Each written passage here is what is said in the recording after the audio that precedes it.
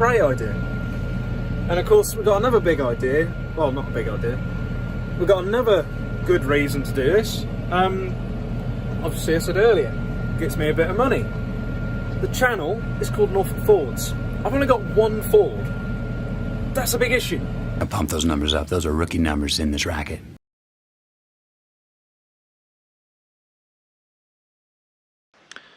Hello and welcome back to Norfolkfords. Today, a little bit exciting really. I bought a tractor. A big tractor.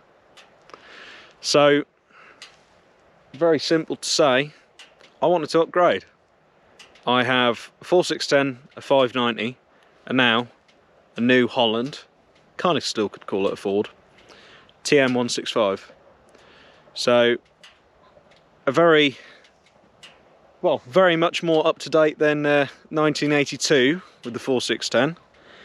This tractor is a 2002 model with 7,000 hours on it, and for being a 21-year-old tractor now, because we've just turned into 2023, she's in very tidy condition. So let's take a closer look. So as you can see, I've already gotten a little bit mucky. She was very well cleaned when I picked her up, and she's pretty good spec, very good condition. It's all original, which is very nice to see really. It's a 6.5 litre 6-cylinder engine, which is all very old school and mechanical when you compare it to more modern tractors, you know. This is just before ECUs were really taking hold, so she's still very much a mechanical engine. So if I pop the bonnet, it's a little bit of an awkward one. Sometimes it goes easier than you think. Release is there, and then you have a look here. Yeah, there's a lot of space under that bonnet. You compare that to the T7, or I should really compare it to the T6 really, because Dad's T6 is 175 horsepower. So that's kind of what this decision was about. It was about sort of bringing myself up to par with modern horsepower, modern size, and making myself a bit independent from the family farm. So my barley project isn't a burden to the family fleet, and it's something that I can crack on with in my own time with my own equipment.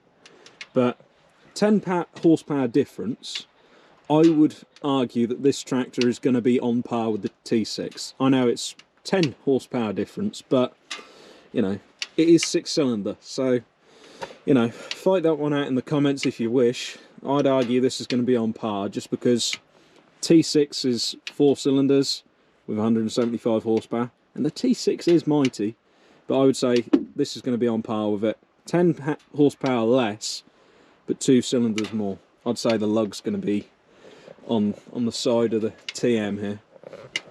But you look underneath, she's just had a new alternator before I had her, and it's all very simple.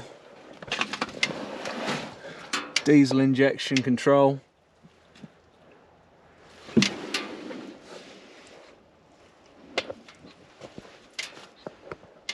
I think it's just a brilliant engine. It sounds nice as well. I'll start it up in a sec. But you look under the cab as well, and look at how much room there is as well. You can see everything, you can get to near enough everything. This is still a tractor that can be maintained on farm.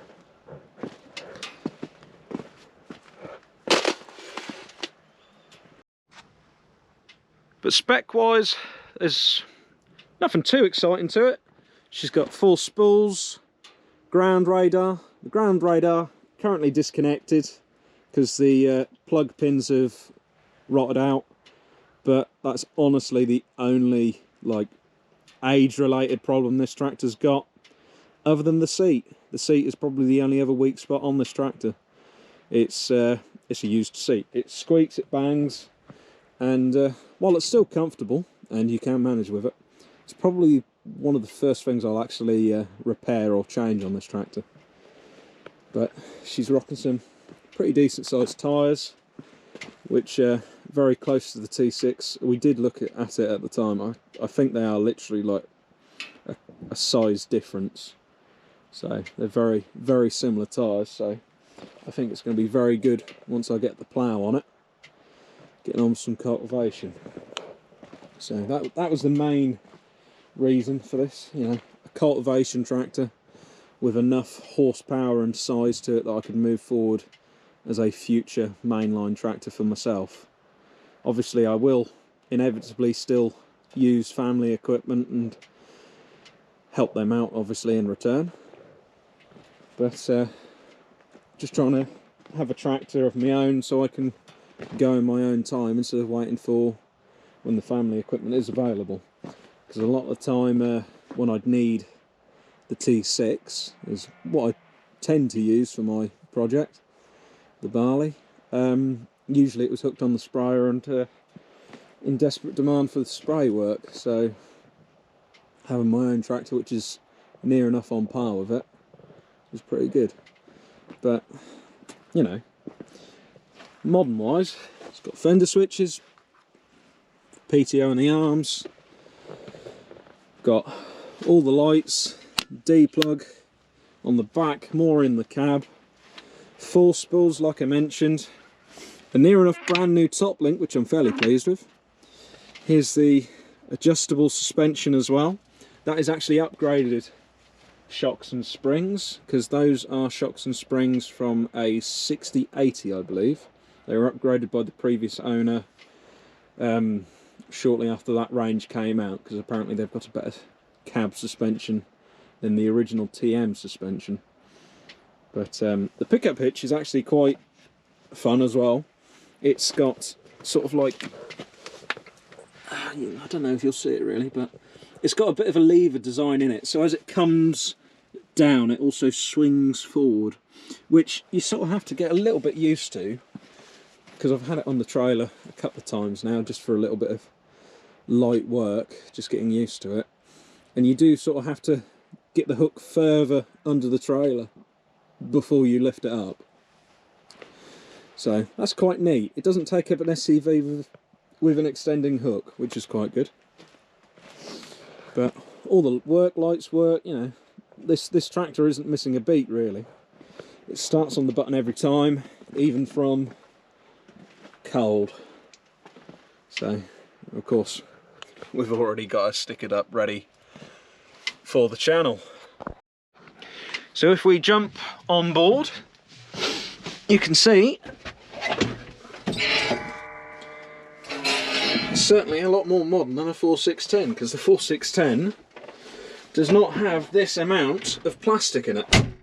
You know, we've got digital dashboard with a load of sensors that we can view, as well as area meters, as well as a slip percentage, which is related to the ground radar. These two will work without the ground radar, which it currently is disconnected. I will get the ground radar fixed. I'll probably make a video of that, seeing how that works. But I think I just need to replace the plug on it, and we can plug that back in. We've then got the power command gearbox, which would have been the top of the range gearbox for the time, which is very nice. So without dipping the clutch, I can go through every single gear of my gearbox without missing a beat. And it is actually quite a smooth gearbox for a power shift. The auto feature of this gearbox is pretty good as well. Probably needs a little bit of refining, but that's probably more to do with the pedal I've got.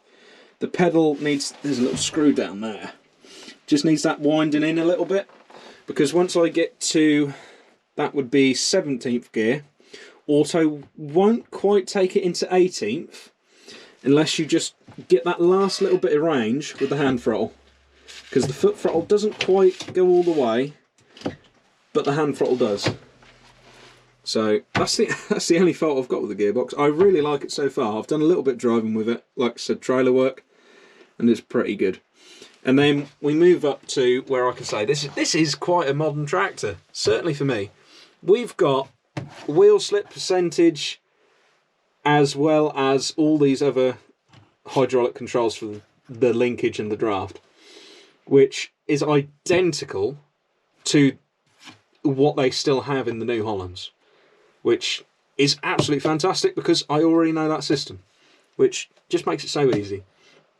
And also, such a nice feature, I've got four-wheel drive and diff lock at the touch of a button, but I also have automatic four-wheel drive and diff lock, and that's done on steering angle sensors, like on the modern machine. So I imagine this would have been one of the first machines to have had auto as a feature. Then we've got nothing really to write home about with the SCVs, standard manuals, and they all click into place and move as they should. We then have 3-speed PTO. That 540E would have been optional extra at the time, so it's nice that I've got all three on this tractor. And then at the back here we've got a few plugins, mainly powers and stuff, and then we've got the old style power plug, which I probably will update to your standard D plug. And apart from that, you know, the aircon is something to write home about, because in the summer it's going to be like a fridge in here. I can confirm, I've tried it out and the aircon just freezes you. It's really quite impressive. The heater keeps you very warm as well. And I tell you what, here's a feature somebody with a new tractor will be jealous of. Need I say more? How dare you!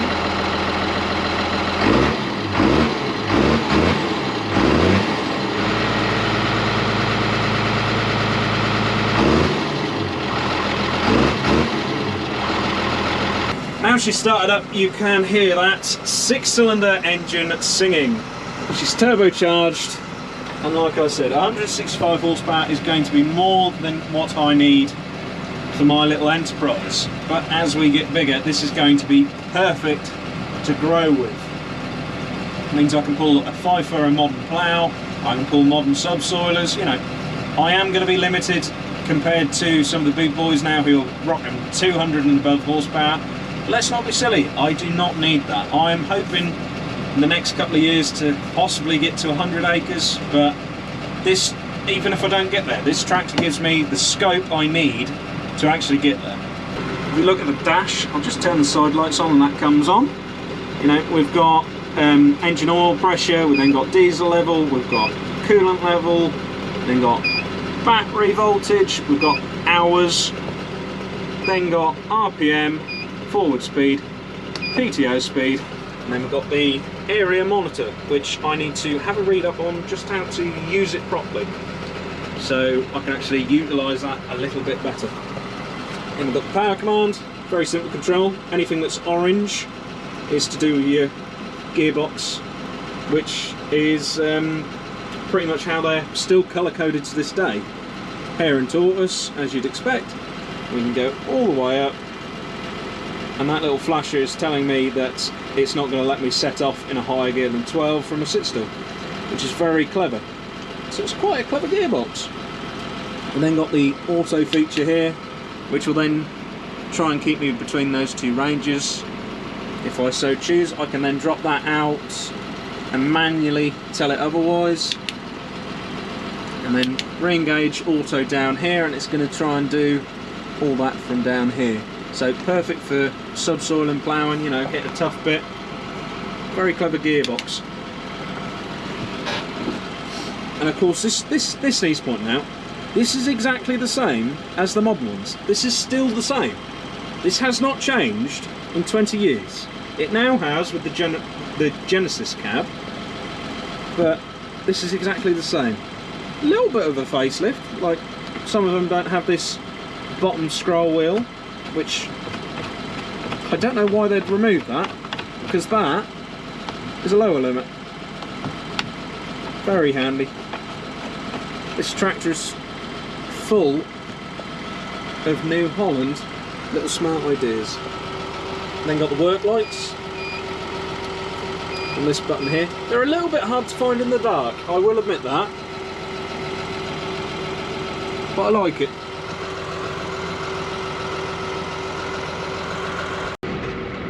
So the ride quality in the tractor is actually pretty good. I like it. I've had Dad and my friend Owen drive it, and they said it's not really that great, but for me, I'm quite happy with it.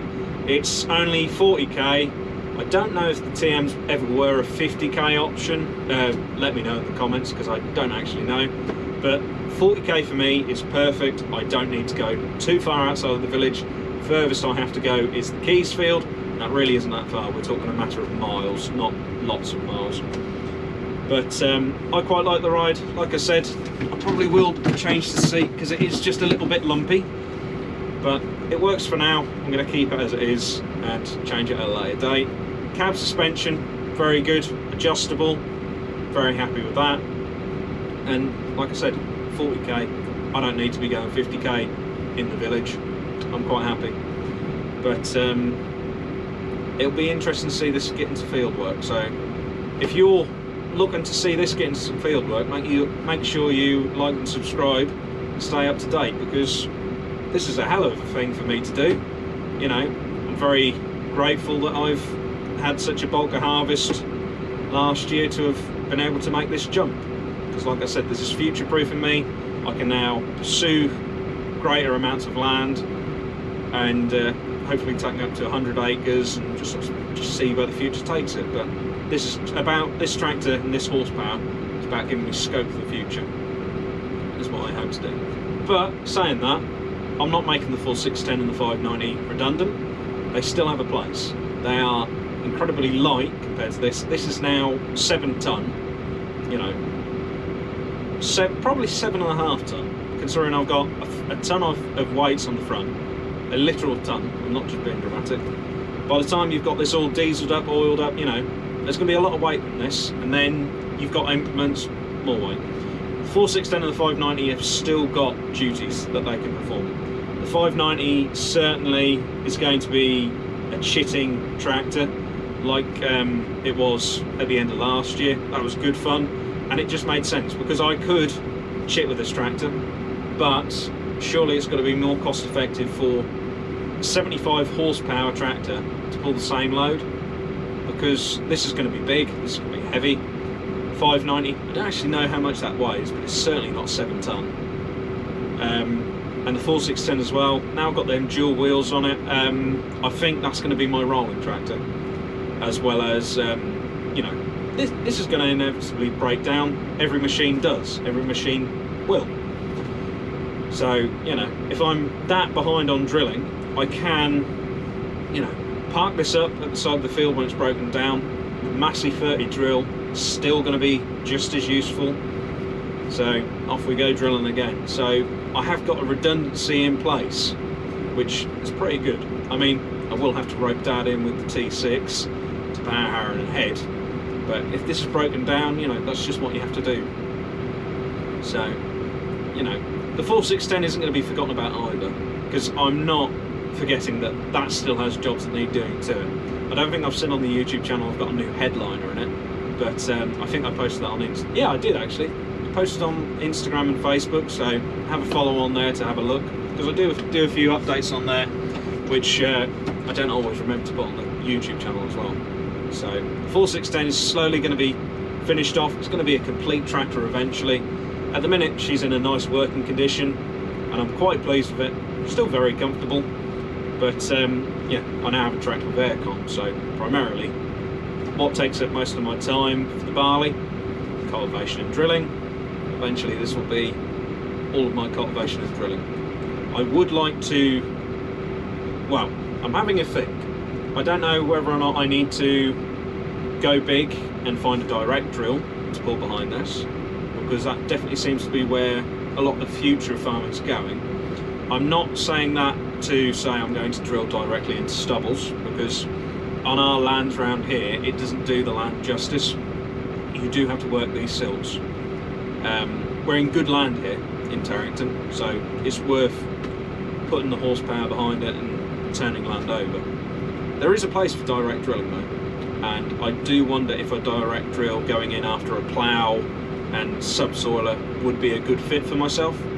But at the same time, I can get a combination drill for nearly half the price. So what are people's thoughts?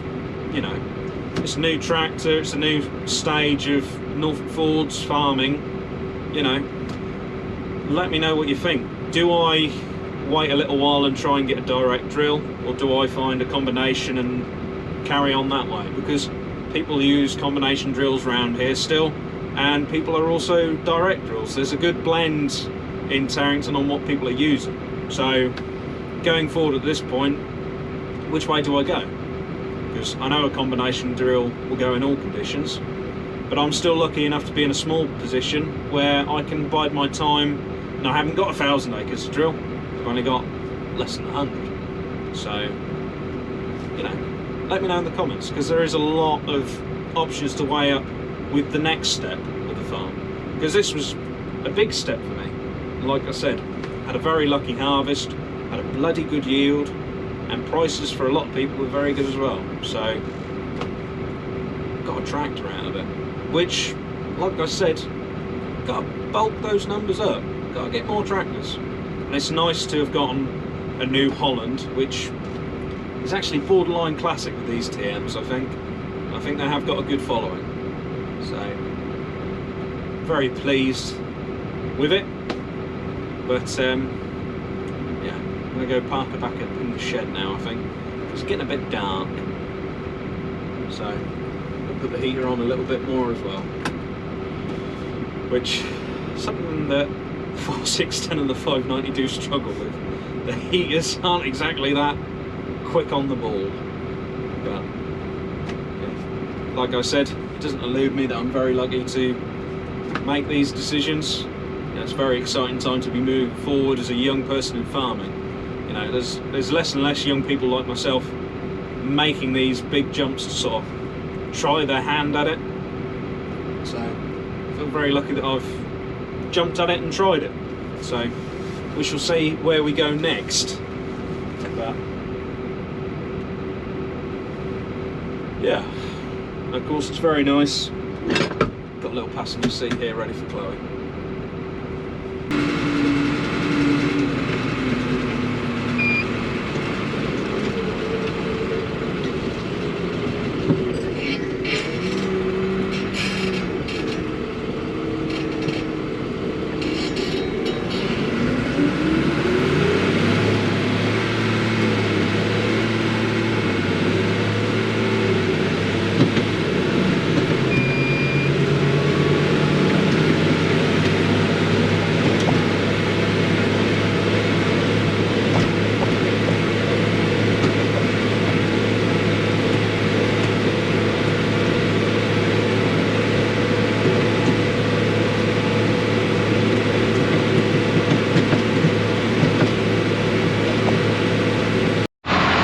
I just thought we'd end on this.